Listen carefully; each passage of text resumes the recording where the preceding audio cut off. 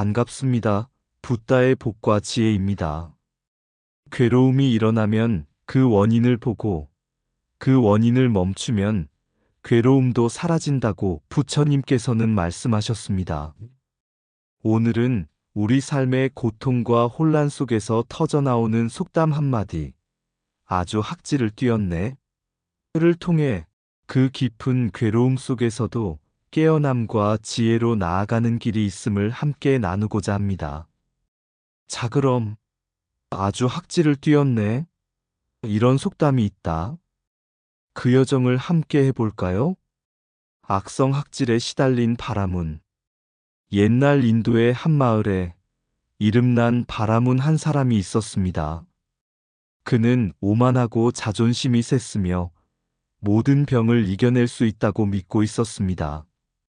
하지만 어느 날 그는 학질이라 불리는 극심한 열병에 걸려 고열과 오한, 몸부림으로 며칠을 앓게 되었습니다.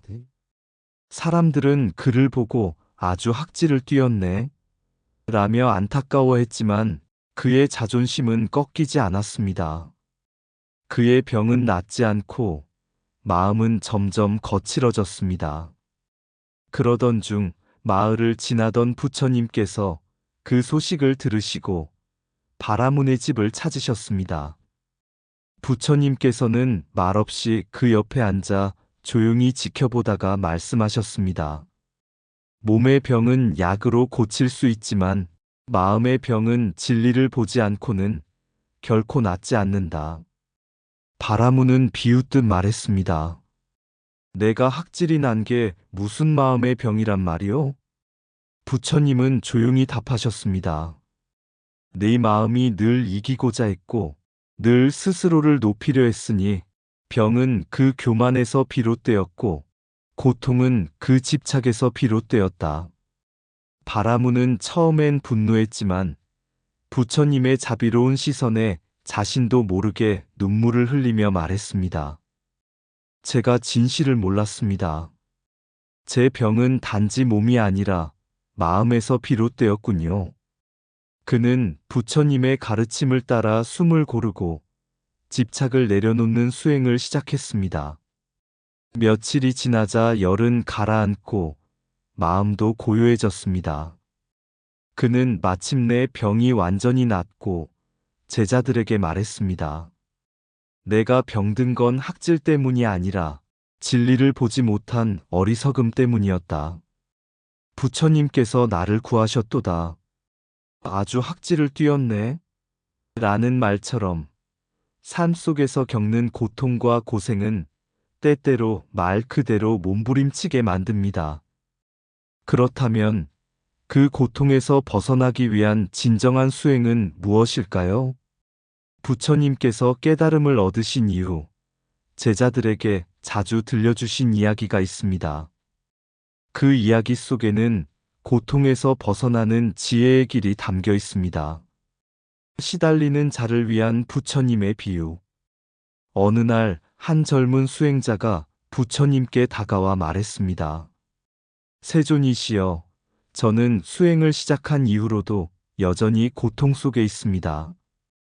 병든 몸처럼 마음이 자주 흔들리고 번뇌는 학질처럼 저를 괴롭힙니다. 이 수행이 정말 고통에서 벗어나는 길이 맞습니까? 부처님은 조용히 말씀하셨습니다.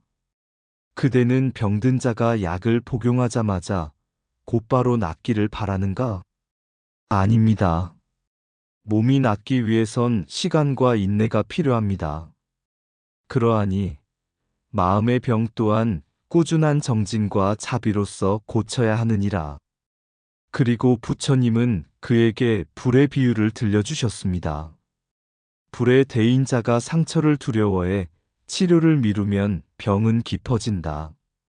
고통을 외면하지 말고 그 원인을 직시해야 하느니라.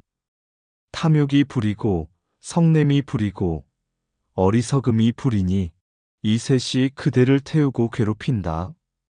그러나 마음을 지켜보는 알아차림은 그 불을 끄는 맑은 샘물이다. 수행자는 부처님의 말을 듣고 오랜 시간 자신을 성찰하며 화나는 마음이 올라올 때마다 알아차리고 욕심이 생길 때마다 숨을 바라보며 놓아주는 수행을 이어갔습니다. 몇 달 뒤, 그는 다시 부처님을 찾아와 이렇게 말했습니다. 예전엔 학질처럼 마음이 들끓었지만 이제는 차분히 바라볼 수 있습니다.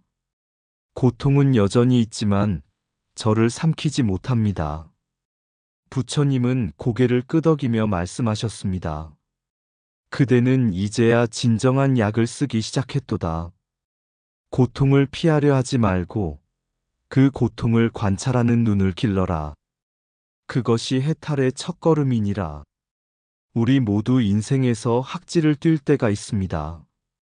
감정에 시달리고 관계에 지치고 생각에 눌려 몸과 마음이 탈진하죠. 하지만 부처님의 가르침은 말합니다. 고통은 피할 대상이 아니라 바라볼 대상이다. 그 고통을 있는 그대로 알아차릴 수 있다면 그 속에서 해탈의 지혜가 피어납니다. 지금 당신의 마음도 고열처럼 들끓고 있다면 숨을 한번 깊게 쉬고 자신의 마음을 조용히 바라보는 그 자리에서 시작해 보세요. 고통은 적이 아니라 자각의 스승이다. 마음을 들여다보는 것이 가장 깊은 치유의 시작이다. 괴로움은 알아차릴 때 그 힘을 잃는다. 고통을 없애려 하지 말고 고통의 원인을 꿰뚫어 보라. 아픈 것은 몸이요. 괴로운 것은 마음의 집착이다. 끓는 감정 속에서도 고요히 숨을 바라볼 수 있다면 해탈은 멀지 않다. 불을 끄려면 물이 필요하듯 분노를 다스리려면 자비가 필요하다. 탐욕과 성냄은 마음의 학질이요. 알아차림은 그 치료제이다. 번뇌를 없애려 하기보다 그것을 있는 그대로 바라보라. 극심한 고통은 무너짐이 아니라 깨어남의 문턱이다. 고통을 두려워하지 말고 고통 너머의 나를 믿으라. 외부의 일이 나를 괴롭히는 것이 아니라 그것에 반응하는 내 마음이 나를 괴롭힌다. 고요는 고통을 밀어내는 것이 아니라 그것과 함께 머무는 것이다. 학질처럼 요동치는 마음도 알아차림으로 품을 수 있다. 내면의 불을 꺼뜨리는 가장 빠른 길은 지금 이 숨결을 지켜보는 것이다. 다란이는 마음의 거울 수행자 마하수라의 이야기. 옛날 인도 마가다국에 마하수라라는 수행자가 있었습니다. 그는 온갖 경전을 공부했지만 여전히 마음이 고요하지 않고 번뇌에 시달렸습니다. 결국 그는 부처님을 찾아가 물었습니다. 세존이시여, 저는 율과 경, 논을 외우고 수행했지만 마음이 고요하지 않습니다. 왜 해탈의 문이 열리지 않습니까? 부처님께서는 조용히 말씀하셨습니다. 수라여, 그대는 물소의 뿔만 보았고 물소의 숨결은 느끼지 못하였다. 다란이를 염송하라.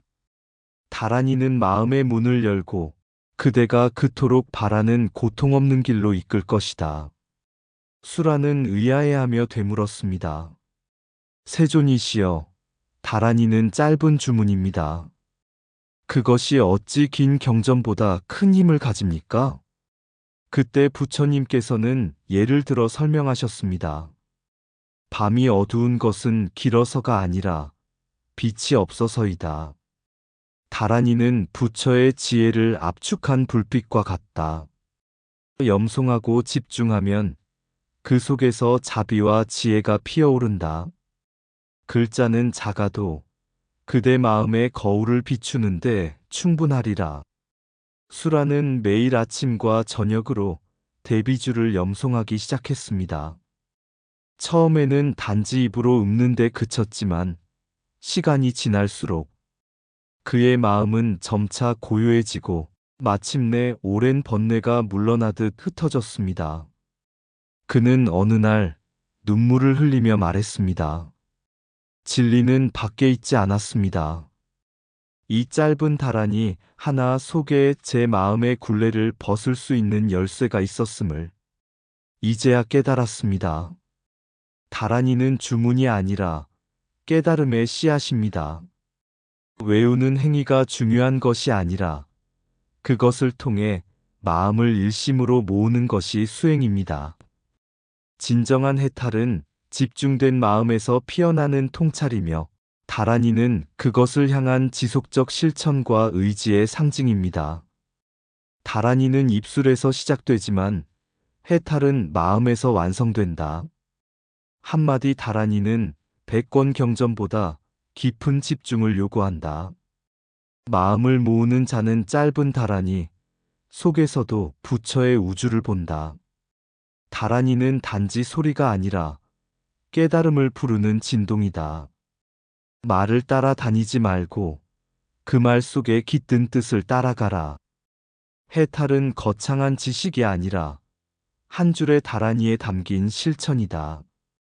다란이를 외우는 것이 아니라 다란이 속에 자신을 담는 것이다. 삼매는 다란이를 통해 길어올린 마음의 고요다. 다란이는 수행자의 호흡이고 해탈은 그 호흡의 끝에서 열린다. 짧은 구절도 진심으로 읊으면 업장이 사라진다. 염송은 부처님을 부르는 것이 아니라 내 안의 불성을 깨우는 일이다. 다란이는 귀로 외우고 마음으로 새기고 삶으로 실천하는 것이다. 어지러운 마음이 다란이를 만나면 고요한 지혜로 변한다. 다란이는 병을 고치는 약이 아니라 병을 보는 눈을 길러주는 수행이다. 다란이는 문이 아니라 문을 여는 열쇠다. 마음의 병을 치유한 수행자의 이야기 달빛처럼 조용한 다란이. 옛날 인도 마가다국에 수마라는 젊은 수행자가 있었습니다. 그는 어려서 부모를 잃고 세상의 부조리와 인간의 악의에 상처받은 채 절로 들어왔습니다. 하지만 그는 참선도 경전 공부도 쉽게 집중하지 못했습니다. 늘 마음은 산란하고 번뇌는 불같이 일었습니다. 그럴 때마다 그는 나는 마음의 병을 앓고 있다고 한탄했습니다.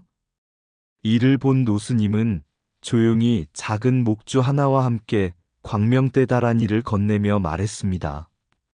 이것은 부처님의 자비가 압축된 말씀이란다. 이 말을 입으로 외우고 마음으로 품어보거라. 소리 하나하나가 마음의 병의 약이 되리라. 수마는 처음에는 믿지 않았습니다.